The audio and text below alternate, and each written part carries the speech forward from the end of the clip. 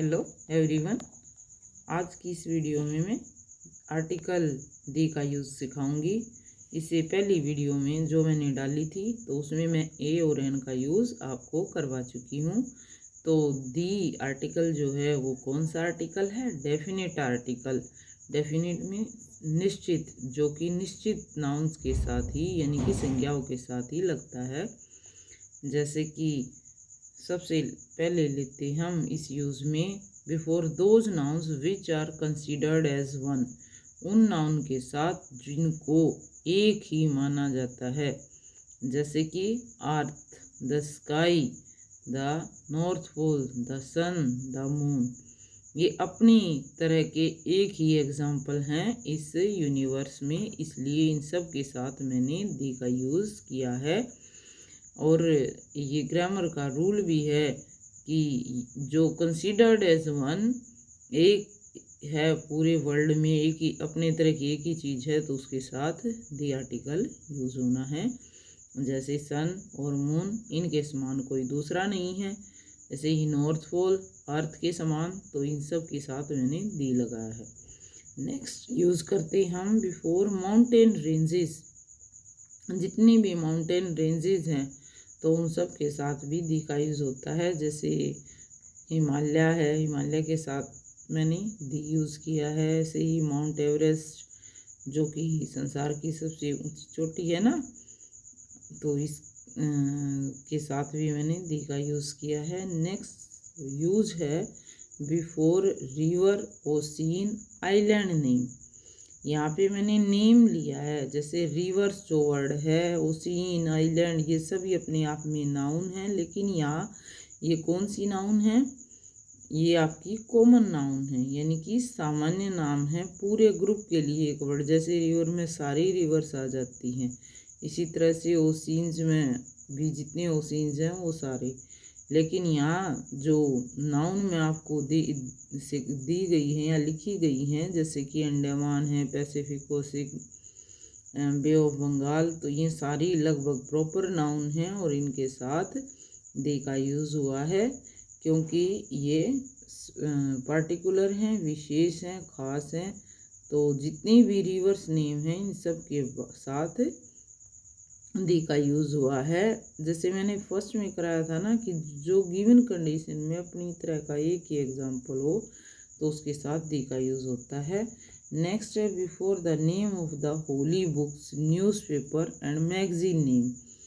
तो जितनी हमारी होली बुक्स हैं, जैसे रामायण है, महाभारत हैं, पवित्र पुस्तकें या धार्मिक पुस्तकें, न्यूज़पेपर नेम है, मैगजीन नेम है, इन सब के साथ दी का यूज़ होता है। जैसे रामायण से पहले मैंने दी यूज़ किया है, महाभारत से पहले भी दी। द ट्रिब्यून ये एक न्यूज़पेपर का नेम है। द टाइम्स ऑफ इंडिया भी एक न्यूज़पेपर नेम है। और इसी तरह से कोई मैगजीन का नेम हो, जैसे गृह लक्ष्मी है, तो उसके साथ भी द गृह लक्ष्मी यूज़ होगा आर्टिकल। नेक्स्ट यूज है before name of train, ship and plane. जितने सारे ट्रेन हैं, शिप हैं और प्लेन नेम है, उन सब से पहले उन सब के आगे हम दी का यूज़ करेंगे। जैसे जनता एक्सप्रेस, ये रेल का नाम है, तो इससे पहले मैंने दी का यूज़ किया है। इसी तरह से द शताब्दी एक्सप्रेस, द झेलम एक्सप्रेस। तो ट्रेन जितनी नेम्स की हैं उन सब के साथ दी आर्टिकल यूज़ होगा। और टाइटैनिक ये एक जहाज़ का नाम है। कौन सा जहाज़? शिप, जो पानी में चलता है, तो इससे पहले भी मैंने दी का यूज़ किया है। और इसी तरह से ये प्लेन नेम में, जैसे the sky aeroplane, plane name में कोई भी नेम जो भी है, तो उसी तरह से प्लेन के नाम से पहले भी मैं दी का यूज़ करती हूँ, या आप भी ऐसा ही समझो कि ये एक रूल है ग्रामर का, तो इसके अनुसार हमने यूज़ करना ही है दी यहाँ पे। नेक्स्ट है before plural name of countries like this. Plural name है कंट्रीज़ के, जितने सारे कंट्रीज़ प्लूरल नेम में हैं तो उन सब के साथ दी का यूज़ होगा। जैसे द यूएसए, यूएसए क्या है? इसकी full form United states of America. जब हम ये वर्ड पढ़ते हैं the United states of America, तो यहाँ देखो स्टेट्स, स्टेट्स मीन्स एक से ज़्यादा। तो इस वर्ड से ऐसा क्लियर हो रहा है कि ये कई राज्यों का संघ है, तो इसलिए इसके साथ मैंने दी का यूज़ किया है। नेक्स्ट है वेस्ट इंडीज़, और यहाँ भी ये जो पूरा वर्ड है इंडीज जब बोल रहे हैं तो प्लूरल लगता है, इसलिए दी का यूज़ है। नेक्स्ट है द पंजाब।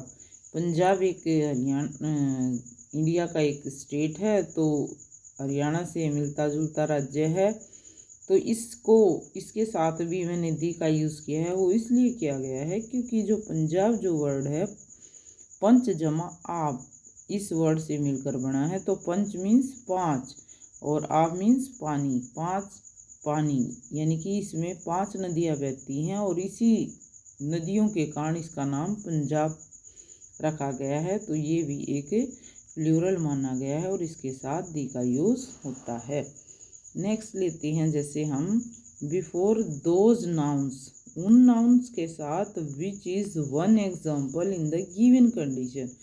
फिर ये फर्स्ट वाला जो रूल है यहाँ पे फिर आ रहा है, तो कैसे, क्योंकि the principal is on the leave. इस एग्जाम्पल में क्या है, प्रिंसिपल गिवन कंडीशन में एक एग्जाम्पल है किस चीज़ का, कि वो अकेला ही यहाँ पे खास है, विशेष है, तो इसलिए मैंने इसके साथ दी का यूज़ किया है। नेक्स्ट लेते हैं हम बिफोर नेशनलिटी शोइंग या मेंशनिंग वर्ड्स, जिन वर्ड से हमें नेशनलिटी का पता चल रहा है। नेशनलिटी मीन्स राष्ट्रीयता, राष्ट्र नहीं राष्ट्रीयता, कि किस धर्म के लोग, किस जाति के लोग हैं ना, तो उसी तरह से किस तरह की राष्ट्रीयता है। जैसे हमारी राष्ट्रीय क्या है, इंडियन, हम क्या हैं, इंडियन।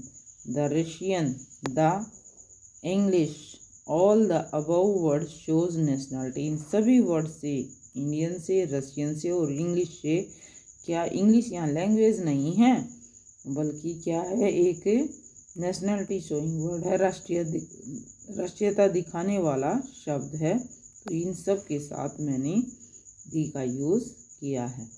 नेक्स्ट यूज़ करेंगे हम इसके सुपरलेटिव डिग्री के साथ। कौन सा करेंगे, सुपरलेटिव डिग्री। तो सुपरलेटिव डिग्री के साथ क्या यूज़ है इसका, जैसे कि सुपरलेटिव डिग्री में है she is the tallest girl in the class. Example से समझेंगे हम इसको। तो यहाँ पे जो टालेस्ट है कौन सी डिग्री है, 3rd डिग्री सुपरलेटिव। जैसे 3 डिग्री होती है ना कंपैरिजन के लिए, फर्स्ट डिग्री होती है पॉजिटिव, सेकंड होती है कंपैरेटिव और थर्ड होती है सुपरलेटिव। पहली जो डिग्री है पॉजिटिव वो एक व्यक्ति या एक वस्तु के लिए यूज होती है, जबकि दूसरी डिग्री 2 व्यक्ति या 2 वस्तुओं के लिए यूज होती है। इसी तरह से ये जो 3rd डिग्री है सुपरलेटिव 2 से ज़्यादा व्यक्ति, वस्तुओं और स्थानों के लिए यूज होती है। तो यहाँ पे जो एग्जाम्पल है she is the tallest girl in the class, यहाँ पे इस एग्जाम्पल से क्लियर हो रहा है कि इन द क्लास, क्लास में बहुत सारे बच्चे होते हैं ना, बहुत सारी लड़कियाँ, तो उन सब में टालेस्ट, तो सब में से एक के लिए हम हमेशा दी का यूज़ करेंगे, यानी कि सुपरलेटिव डिग्री के लिए। इसी तरह से जैसे नेक्स्ट एग्जाम्पल है mount Everest is the highest peak in the world. तो यहाँ भी क्या है, हाईएस्ट, सबसे ऊंची, तो पीक के लिए वर्ड यूज हुआ है एडजेक्टिव हाईएस्ट, और ये हाईएस्ट कैसी है, 3rd डिग्री ऑफ एडजेक्टिव, ठीक है। तो इसके साथ दी का यूज होगा। नेक्स्ट करेंगे before those noun to represent a class of thing. उन नाउन के साथ जो एक क्लास ऑफ थिंग, वस्तुओं के एक ग्रुप के बारे में बात करें, ठीक है, या वस्तुओं के, जीवों के, जो भी है। आई हैव ए काउ, यहाँ पे क्या है, आई हैव ए काउ किस लिए वर्ड यूज हुआ है, केवल एक पशु का बताने के लिए, नाम बताने के लिए कि मेरे पास एक गाय है। नेक्स्ट इसमें the cow is gentle animal, तो यहाँ पे जो ये काउ वर्ड है वो केवल एक काउ के लिए यूज होने वाला वर्ड नहीं है, यहाँ पूरे ग्रुप के लिए, यानी कि सभी गायों के लिए वर्ड हुआ है ये यूज, तो इसलिए इसके साथ मैंने दी का यूज़ किया है। नेक्स्ट है before those adjectives which represent the whole group. उन एडजेक्टिव के साथ, उन एडजेक्टिव, कौन सी एडजेक्टिव, जो कि पूरे ग्रुप को ही बताए। जैसे यहाँ मैंने नाउन के साथ किया है जो पूरे ग्रुप को बताए। तो नेक्स्ट जो रूल है वो उस रूल में एडजेक्टिव क्या होती हैं, वो वर्ड जो संज्ञा या सर्वनाम की विशेषता बताए। ठीक है, तो संज्ञा या सर्वनाम की विशेषता बताने वाले शब्द एडजेक्टिव कहलाते हैं।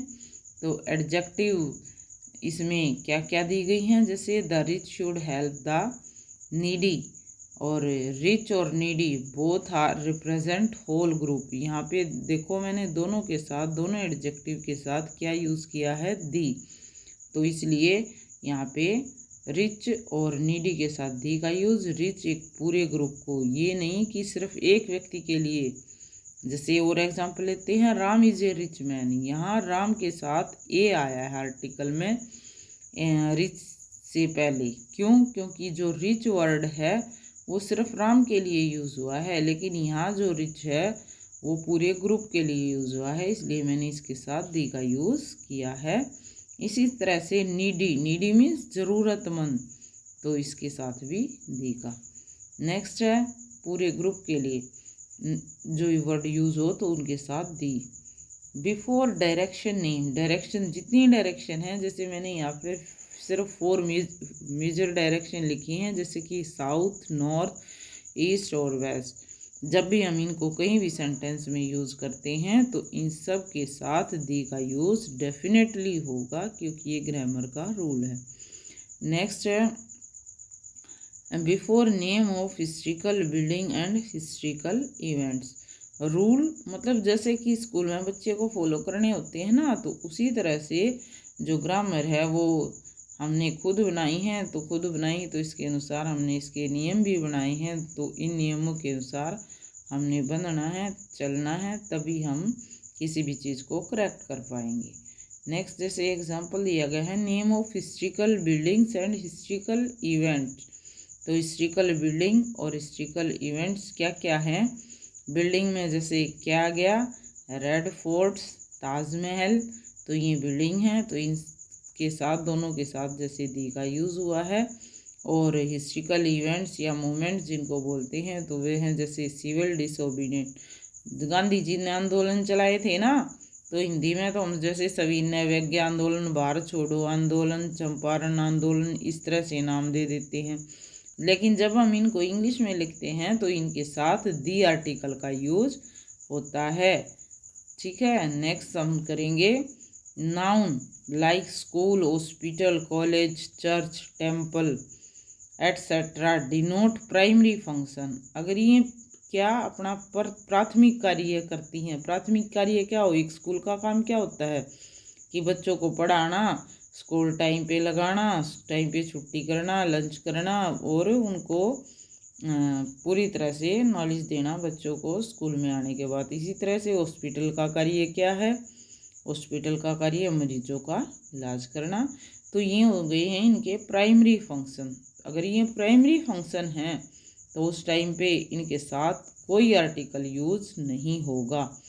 But when they use to make them particular and specific, लेकिन जब दी यूज़ होगा ना इनके साथ तो इन तब यूज़ होगा जब ये कोई ख़ास काम कर रहे हैं।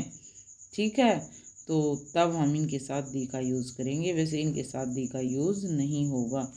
नेक्स्ट है प्राइमरी फंक्शन, जो मेन काम है तो वही टेम्पल में क्या होता है, वो पूजा होती है ना, और चर्च में भी जैसे ईसाई करते हैं पूजा, तो ये होंगे प्राइमरी फंक्शन। इनके अलावा अगर कोई फंक्शन जो खास कार्य होते हैं तो उनको बताने के लिए हम दी का यूज़ करते हैं। नेक्स्ट है before first, second and only. तो किससे पहले, जब फर्स्ट वर्ड लिखा गया सेंटेंस में, सेकंड लिखा गया और ओनली लिखा गया है, तो इन सबसे पहले भी दी का यूज़ होगा। जैसे कि he is the only first boy in class, Ram is the only student who top the class. तो यहाँ पे ओनली से पहले दी का यूज़, और इसी तरह से फर्स्ट से पहले मैंने दी का यूज़ किया है। तो ये थे आर्टिकल दी के यूज़। अगर इनमें से कुछ रहता है तो प्लीज़ कमेंट सेक्शन में मुझे कमेंट करके ज़रूर बताना, और मेरी वीडियो कैसी लगी ये भी मुझे कमेंट करके बताना। Thanks for watching my video. Please share and subscribe my channel also.